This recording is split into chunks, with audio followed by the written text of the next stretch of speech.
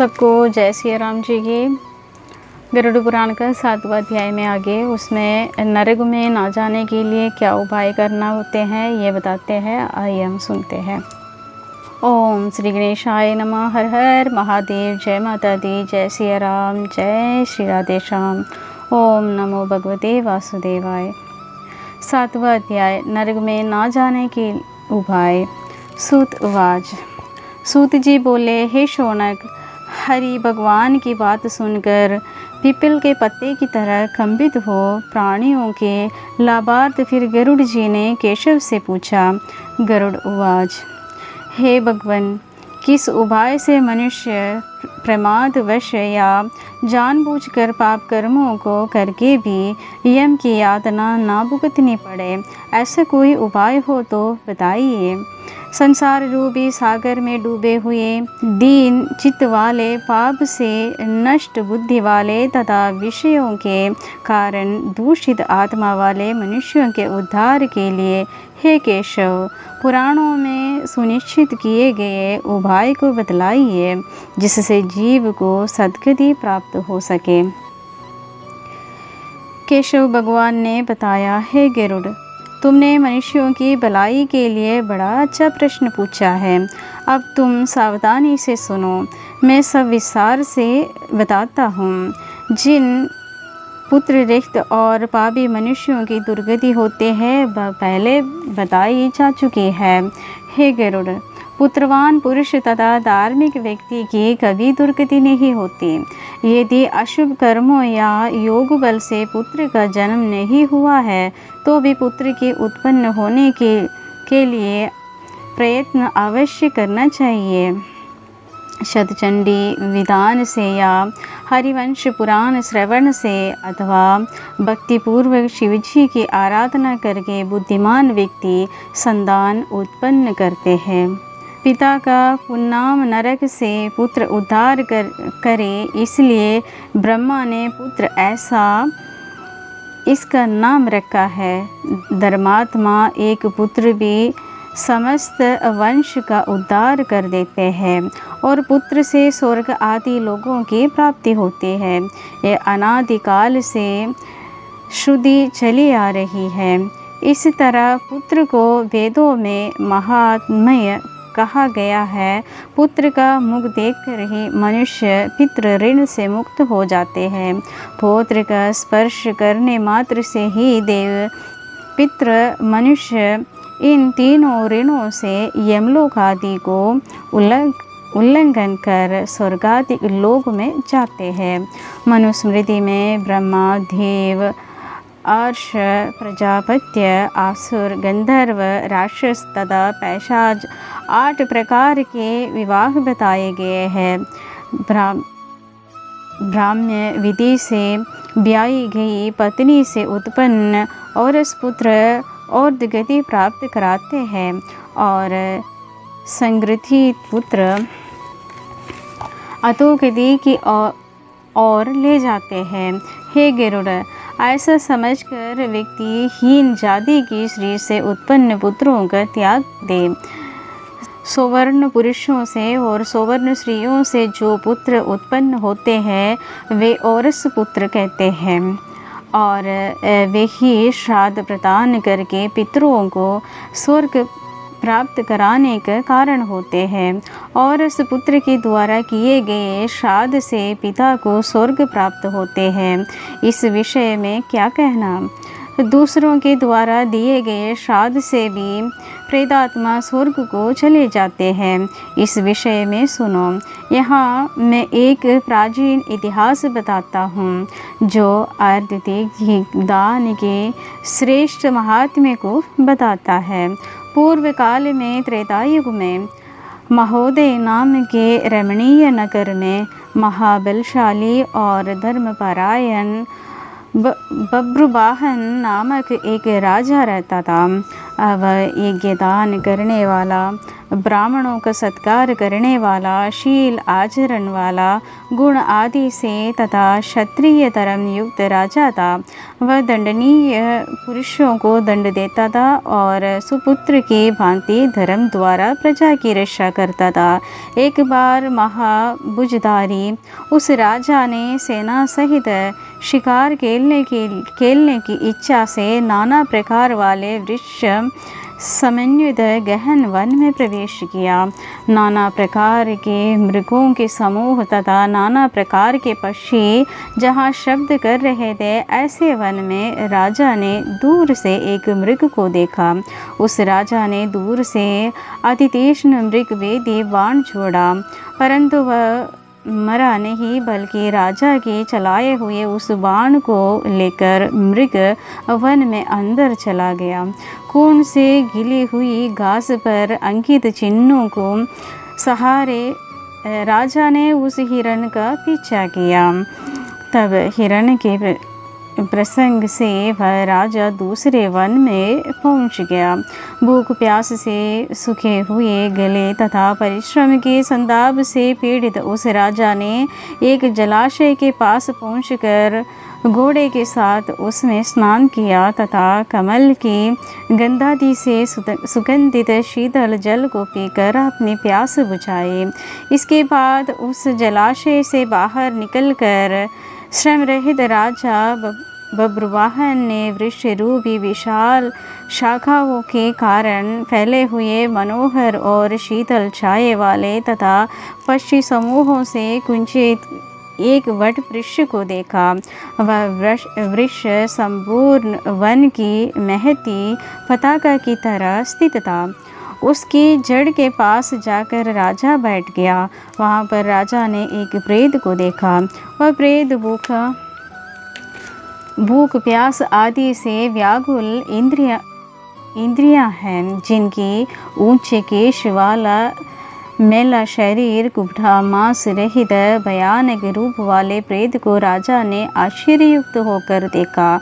और प्रेत ने भी भयंकर वन में आए हुए राजा को देख प्रसन्न चित्त हो राजा के पास जाकर उससे बोला, हे राजन, आपके संयोग से प्रेतत्व को त्याग उत्तम गति को प्राप्त हो धन्य मानता हूँ। प्रेत के ऐसे वचन सुनकर राजा बोला, हे प्रेत, खाल रूप और भयानक मुख ऐसे अमंगलिक प्रेत रूप को किस कर्म भोग से तुमने प्राप्त किया? तुम इस प्रेतत्व के कारण को मुझे सुनाओ तथा तुम कौन हो? किस दान से तुम्हारा प्रेतत्व दूर होगा, वह भी मुझे बताओ। प्रेत बोला, हे श्रेष्ठ राजन, मैं प्रारंभ से ही आपको सब कुछ बताता हूँ। प्रेतत्व का कारण सुनकर आप कृपया उसे दूर करने की कृपा करें। वैदिश नाम का एक नगर था जो सभी प्रकार की संपत्तियों से समृद्ध, नाना जनपदों से व्याप्त, अनेक तरह के रत्नों से परिपूर्ण, धनिकों के भवनों तथा देव एवं राजमहलों से सुशोभित और अनेक प्रकार के धर्मानुष्ठानों से युक्त था। हे तात, मैं वहाँ रहता था और निरंतर देव पूजा भी किया करता था। मैं जाति से वैश्य था और मेरा नाम सुदेव था। मैंने हव्य के द्वारा देवताओं को तृप्त किया, खव्य से पितरों को तृप्त किया, विविध प्रकार के दानों से ब्राह्मणों को, अनेक प्रकार से गरीब अंध कृपणातियों को भी मैंने अन्न का दान करा के तृप्त किया। इतना पुण्य करने पर भी मेरे सब सुकृत दैवयोग से विफल हो गए। अब तुम्हें सुकृत से नष्ट होने का कारण बताता हूँ। पुत्रादि, संतति, हितैषी, मित्र इत्यादि नहीं है जो मेरी अथर्वदेही क्रिया करे। हे महाराज, मृत्यु के पश्चात जिस व्यक्ति के षोडश मासिक श्राद्ध नहीं किए जाते हैं, सैकड़ों श्राद्ध करने पर भी उसका प्रेतत्व सुस्थिर ही रहते हैं, अर्थात दूर नहीं होता है। हे राजन, आप मेरा अथर्वदेहिक कृत्य करके मेरा उद्धार कीजिए, क्योंकि इस लोक में राजा सभी वर्णों का बंधु कहा जाता है। इसलिए हे राजन, आप मेरा उद्धार कर सकते हैं। मैं आपको मणिरत्न देता हूँ। यदि आप मेरा उद्धार चाहते हैं तो जैसे मेरी सद्गति हो सके और प्रेत योनि से मेरी मुक्ति हो सके, वैसे ही आप करें। भूख प्यास आदि दुखों के कारण ये प्रेत योनि मेरे लिए दुस्सह बन गए हैं। वन में मीठे फल और पवित्र ठंडा जल है, परंतु भूखा होने पर भी मैं फल नहीं खा सकता, प्यास होने पर भी पानी नहीं पी सकता। इस प्रकार का प्रेतपन दुख का कारण है।